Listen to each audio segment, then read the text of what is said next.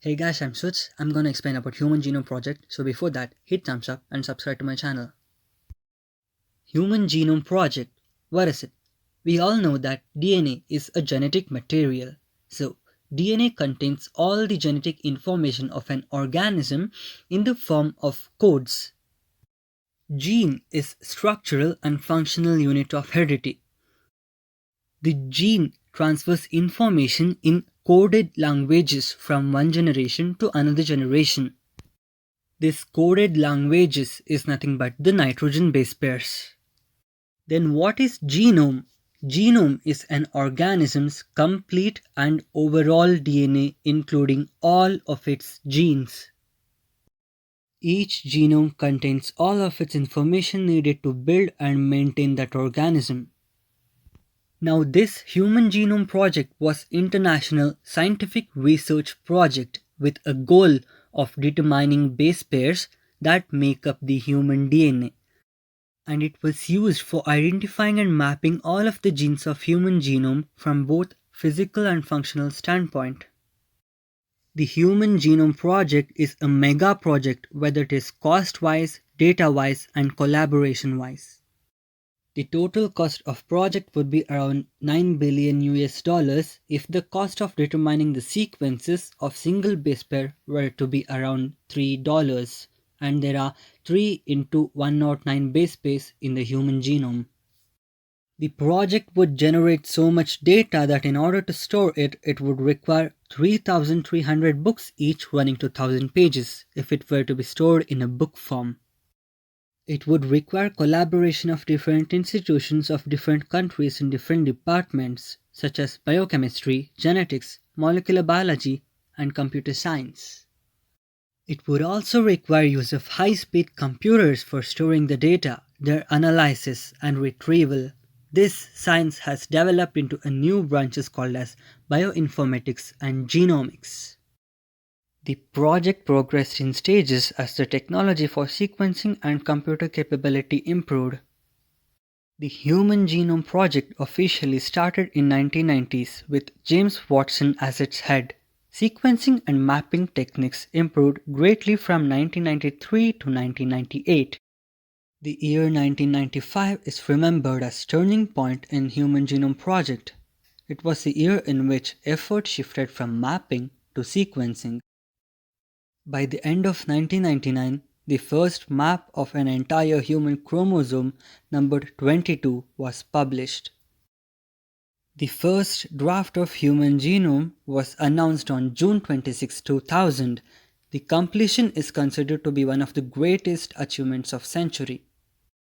It was supposed to be completed in 2000, but it took 6 more years and it got over in the year 2006. So this was 16 years of project.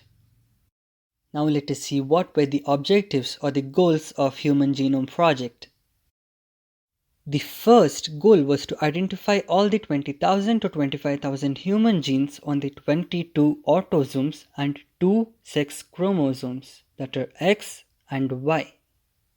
The next objective was to identify the location of specific genes on the chromosome to produce genetic maps as well as physical maps. The next step was to determine the sequences in the 3.2 billion base pairs of DNA. The next goal was to store the information in a database. The next step was to transfer the information and make it available to gene-based working groups and industries like pharmaceutical industry, food industry, etc. Then the scientists thought of addressing the ethical, legal, and social issues that follow the publications of the data. Next objective was to determine the sequence in non-human subjects to help understand gene and its function, that is called as comparative genomics. Now let us see what were the techniques or methodology that was used for human genome sequencing. The first approach was to identify those sequences of DNA which are expressed as RNA, that is expressed sequence tags EST, that is coding sequences only. Then the other technique was used called as sequence annotation. It is a sequencing of the whole genome containing both coding as well as non-coding sequences.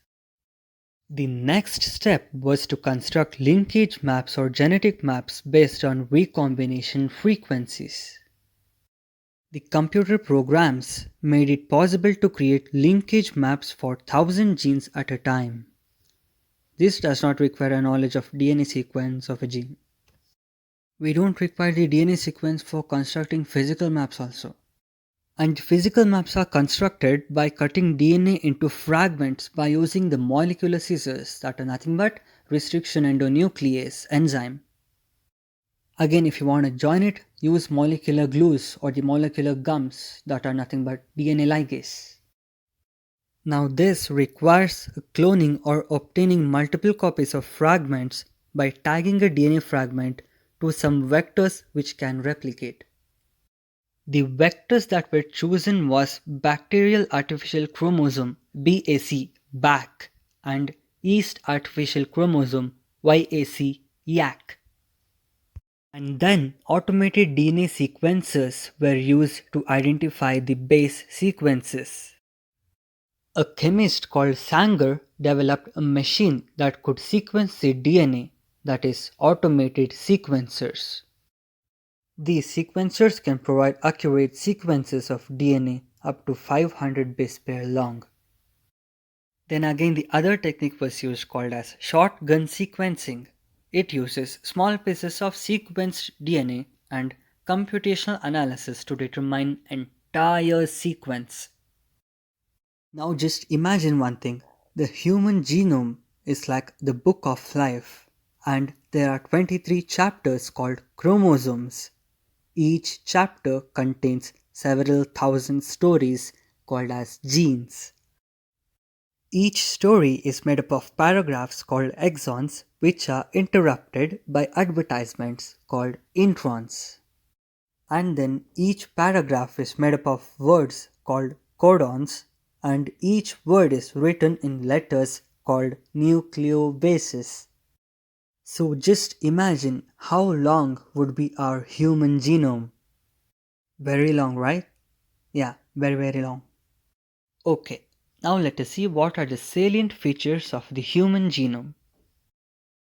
Our human genome is made up of 3.164 billion base pairs, which is composing the 24 chromosomes. The total number of genes that is estimated now are 20,000 to 25,000. No function is assigned to more than 50% of the genes. And nearly 99% of the human DNA is junk DNA, which includes all kinds of genes. It may be structured DNA, heterochromatin, simple sequence repeats that are SSRs, or segmental repeats, pseudogenes, and jumping genes. The working genes or the true genes are scattered about the genome in clumps within large non-coding DNA like isolated oases in deserts. The next point is that the average gene consists of about 3000 bases, but gene sizes vary greatly. The largest human gene identified has 2.4 million bases, and it codes for a protein called dystrophin. There's a huge amount of genetic variation in human species based on identification of single nucleotide polymorphism, that are SNPs. These are the regions where individuals differ only in a single nucleotide. The International SNP Map Working Group has identified 50,000 SNPs in coding regions and additional 1.4 million in non-coding regions of DNA. The chromosome number 1 was sequenced last in May 2006. It carries most of the genes, maybe about 2,968 genes. And the Y chromosome has the fewest, maybe about 231 genes. Lastly, the chromosomes showed a variety of genes like linkage genes, split genes, pseudogenes, pause genes, transposons, retroposons, multiple genes, housekeeping genes, etc. Among all these points, I don't agree for one point, that is, they said in 100% of DNA, 99% is junk DNA and 1% is coding DNA. But believe me guys, nature will never give anything simply. They might do some or the other function, but we could not recognize them. So this was all about Human Genome Project. If you have any questions, please do ask in the comment section below. And please don't forget to like, comment, share this video. If you haven't subscribed to my channel, press the subscribe button and hit the bell icon. Thank you.